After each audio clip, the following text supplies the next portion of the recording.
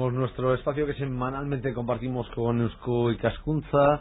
El próximo martes 21 de octubre, Jorge Oteiza hubiera cumplido 100 años. Con motivo de esta efeméride, estos días se está hablando mucho de su trayectoria artística, de la importancia de su obra. También interés ha sumado a la causa con un nuevo documental, pero nosotros hemos querido traer a este espacio a alguien a quien, además de ser un gran especialista en la obra de Oteiza, una persona que le conoció mucho, muy cercana, humana y personalmente, y ese aspecto nos interesa también mucho. Juan Aguirre, hola, ¿qué tal? ¿Qué tal, Xavier? Nos interesa mucho ese otro aspecto, ¿verdad? Pues sí, ¿verdad? Porque siempre se habla un poco personal, pues, de siempre, del vacío, de sus conceptos artísticos, pero yo creo que la persona, la verdad, era todo un carácter, Jorge Oteiza, era todo un carácter. Y si alguien lo gozó y lo padeció, como nos va a contar ahora, fue Edorta Cortadi, profesor de Historia del Arte de la Universidad de Deusto, crítico de arte, quien durante 12 años, hay que decirlo aquí, fue secretario general de Eusko Ikaskuntza, y que es autor de uno de los libros más interesantes, a mi juicio, de los últimos que se han publicado, que son bastantes, sobre Oteiza. Uno que se titula Oteiza, un genio proteico, un artista poliédrico. Edorta Cortadi, Egunon. Decía que no era fácil hablar y escribir de un hombre al que uno ha querido y odiado, a menudo como a su verdadero padre. O sea que esa relación con Oteiza era muy grata, muy fructífera, pero también muy difícil, ¿no? Por lo que veo. Sí, era un hombre difícil. El trato ciertamente no era un hombre fácil, pero por otra parte era un hombre cercano, era un hombre próximo, era un hombre inteligente, y como todas las personas inteligentes, por una parte se dejan embaucar, se dejan atraer, pero por otra parte también tienen un pensamiento lúcido y a veces corrosivo. Y ciertamente en esa distancia corta, Jorge no era un hombre fácil, decía lo que pensaba siempre con una lucidez tremenda, y muchas de sus apreciaciones solían ser mal recibidas, pero a la larga hay que admitir que generalmente pues tenía razón en muchas de sus juicios, de sus propuestas, de sus comentarios, de casi todas las cosas que decían, pues bueno, se van cumpliendo con el tiempo, y muchas cosas que él propuso en un primer momento se llevarán a cabo pues yo creo que iba a decir en siglos posteriores, pero ciertamente sí en décadas posteriores a él. Egunon, Edorta. Siendo cierto esto que usted dice, que era de una sinceridad apabullante, también da la impresión, y alguna vez que tuve la suerte de estar con él, que había hecho también, por lo menos en los últimos años, Oteiza hizo de sí mismo una creación, como muchos otros artistas, ¿no? A veces esas salidas de tono, esos arrebatos, esos desplantes, sus filias, sus fobias, porque todo era, además, en él muchas veces era así de radical. ¿Hasta qué punto eso no era parte pues, de un papel, de una cierta afectación que él se creó? Sí, yo llego a decir en esta obra que escribí hace unos años acerca de Oteiza que probablemente es el personaje que más se puede parecer a Salvador Dalí. Sí. Tiene cantidad de componentes, desde el amor a su mujer hasta las filias y las fobias que tenía el personaje, en el cual ya se envuelve probablemente desde la época de la juventud. Hay gente que le conoció y que dice que ese tipo de imposturas ya la tenía ya desde antes de marcharse a América, pues las ha tenido toda la vida. Entonces, entre el personaje, la persona, la obra, hay una relación íntima que es difícil de desenmarañar. Él lo hacía, y además yo creo que él tenía bien realizar un cierto teatro de la vida, ritualizar las cosas, gesticularlas, gritar, luego bajaba el tono y decía, bueno, no es para tanto, ¿no? Y su propia mujer decía muchas veces en la cocina, le decía, no te quejes para tanto que tú vives muy bien y tal. Pero eso era Oteiza, un gran, pues no sé, teatralizador, y probablemente también el personaje que él se creaba se lo creía también. Pero por otra parte, es el único personaje, yo no soy personalmente de los que creo en la genética, sobre todo en el mundo del arte. Tengo que admitir que es uno de los pocos personajes de los que he conocido unos cuantos, pues no sé, le conocía a Dalí, le conocía a Miró, le conocía a Eduardo Chillida bastante de cerca. Es el único personaje del cual yo puedo decir que creo que es lo más cercano a lo que puede ser un genio, con un pensamiento muy lúcido, con un pensamiento a veces hasta aterrador en algunos aspectos, con un miedo a la muerte ciertamente pánico, y por otra parte con un sentimiento trágico de la vida en el sentido unaniano, y también con un sentido religioso sumamente profundo. hay otro aspecto de Jorge Oteiza que quizás no está conocido, sí por quienes recibieron su ayuda. Es el de un hombre casi mecenas, un hombre muy generoso. Muchos proyectos culturales de Euskadi pudieron salir adelante con su apoyo, películas, ediciones de libros, pero fue un mecenas anónimo, ¿no? Fue un mecenas anónimo. Esto me llamaba a mí la atención. Yo lo he podido comprobar en algunos encuentros que tenía con él o en algunas visitas que lo hacía en casa antes de entrar yo a su despacho o a su habitación. Tenía preparado un sobre con un talón pues que iba a quien fuera. Podría decir ahora mismo nombres de editoriales del país, de escritores del país, de escultores del país que estaban pasando malos momentos, que han recibido, yo creo que importantes cantidades de dinero precisamente para impulsar acciones culturales. Yo creo que desde ese punto de vista algunos me han solido decir que era un hombre manirroto, sobre todo en las últimas décadas de la vida, en que él ya había empezado a vivir con una cierta soltura y con una cierta libertad económica. Yo creo que ha sido un autor que ha impulsado y ha dado bastantes ayudas, no solamente intelectuales o orales, sino también económicas. Un gran crítico internacional dijo: todos los países deberían de tener un Oteiza. Sí, la verdad es que aquí no fue, yo creo que siempre fue muy bien entendido, ¿no? De hecho, muchos de esos grandes proyectos para que él se imaginó, para eso que él llamaba el renacimiento del arte vasco, pues no se llevaron a cabo.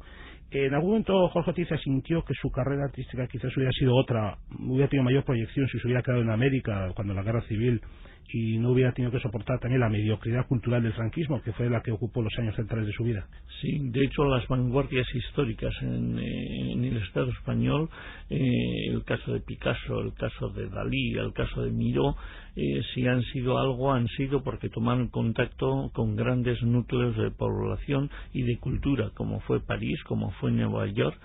En la segunda mitad del siglo XX los artistas parece que reculan y piensan que, aun habitando en el mismo lugar en el que producen, pueden exportar sus productos directamente a cualquier población. El caso de Eduardo Chillida, el caso mucho más posterior de Jorge Oteiza, que está siendo reconocido casi post-mortem. Ya era reconocido en vida, pero no ha tenido de alguna manera la extensión internacional que tiene en estos momentos. Ciertamente tener un personaje de esta categoría en el mundo sociopolítico, socioeconómico, sociocultural, pues ciertamente es un regalo, pero por otra parte a veces también los genios molestan. No cabe duda que el País Vasco pues tiene su ritmo. Algunos dicen que tiene ritmos o andares de chala preñada y por lo tanto la sociedad va mucho más lentamente que este tipo de personajes que se adelantan siempre por lo menos 30, 40, 50 años. Hablando de adelantos, porque él también dijo que creemos que nuestro abuelo tiene que ser carlista o que tiene que ser liberal, y no podemos entender que lo bueno es que tengamos un abuelo carlista, un abuelo liberal y que tengamos una integración superadora. Esto que ahora tanto se maneja, entonces sonaba también bastante avanzado, ¿no? Sí, de alguna manera su pensamiento siempre ha sido bastante social, bastante socialista, en el sentido un poco de Marx de la tesis, la antítesis y la síntesis. Él siempre decía que hay que ir a por el 10, pero si nos quedamos con el 5 no nos podemos quedar con el 0. Entonces siempre hay que adelantar mucho más para luego tener que retroceder, o decir hay que volver a un punto en el cual haya puntos de coincidencia con muchos otros y poder avanzar, porque si no, no avanzamos nunca. Y él siempre, por ejemplo, yo tengo algunas dedicatorias dedicadas a mí como crítico, en que dice: ya os costará ganar esta partida, ya te costará llevar adelante los planes que tienes, ya os costará vencer a todas esas mentes retrógradas que hay en este país. Pues es cierto, a veces la sociedad va mucho más lentamente, pero en todos los campos. Los políticos se quejan de que tienen muy poco índice de participación en sus filas. La Iglesia, que ha tenido un alto público, en este momento se está encontrando con unos niveles de participación mucho más bajos. La sociedad civil, cuando uno va a una sala de exposiciones, a un museo, pues no hay muchas colas, salvo en el consumo cultural de las grandes atracciones, que la gente va más por el nombre o más por decir que he ido. El consumo cultural en nuestro país es muy bajo, y todo eso nos tiene que hacer pensar que ciertamente pues personajes revulsivos, como en el caso de Oteiza, pues nos vienen a todos muy bien para no dormirnos en los laureles y pensar que somos un país maravilloso, que somos la punta de toda Europa, que aquí comemos muy bien, que aquí pues sí, comemos muy bien, pero sin embargo culturalmente estamos muy atrasados. Ya he señalado antes que era Oteiza un hombre de profunda religiosidad, de una espiritualidad por lo menos bastante acendrada. Sobre esto hay una anécdota que a mí me parece muy bonita. Cuando el nuncio apostólico Monseñor Antoniuti, conocido amigo de Franco, paralizó las obras de Santuario de Aránzazu con esos famosos 14 apóstoles, él dijo: aquí el verdadero obispo, el que entiende de religiosidad, soy yo.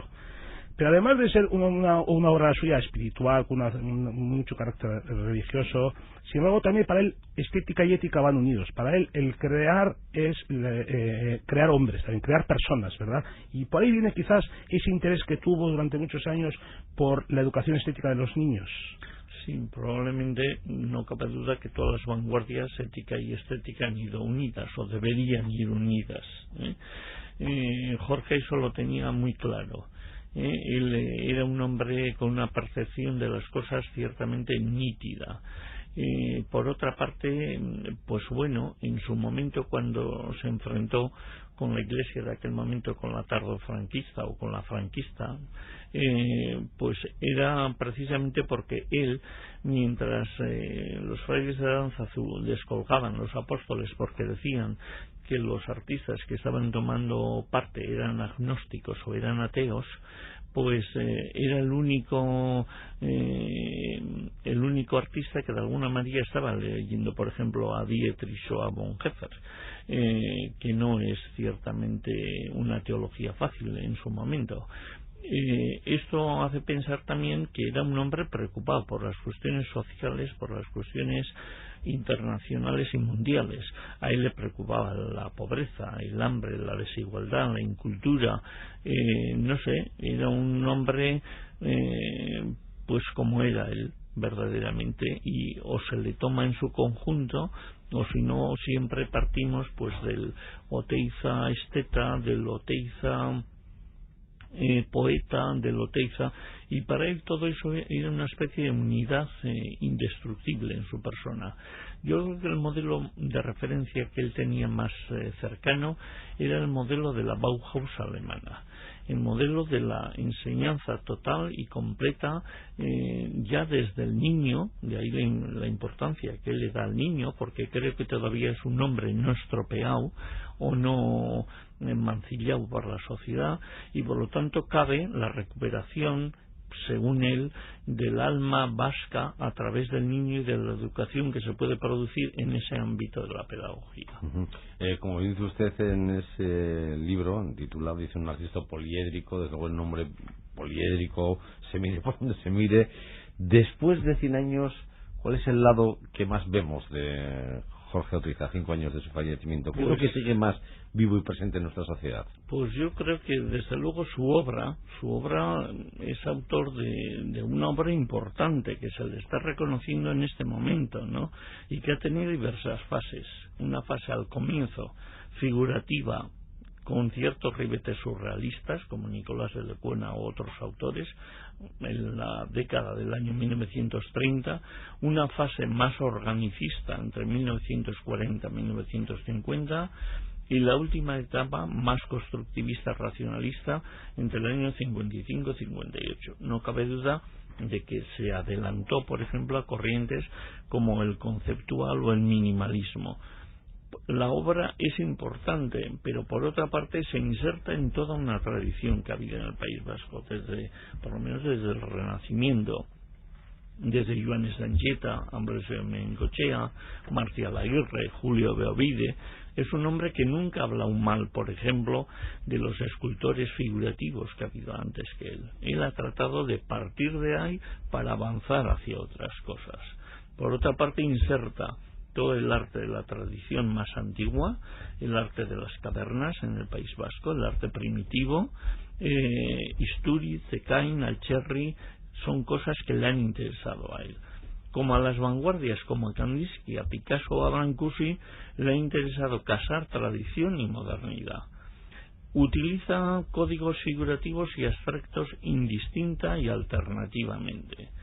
Por otra parte, ha mantenido una actitud interdisciplinar entre todos los lenguajes artísticos: escultura, arquitectura, diseño, fotografía, cine. Es un hombre que ha sido el Renacimiento, y casi todo lo que ha tocado, además, lo ha tocado con bastante altura.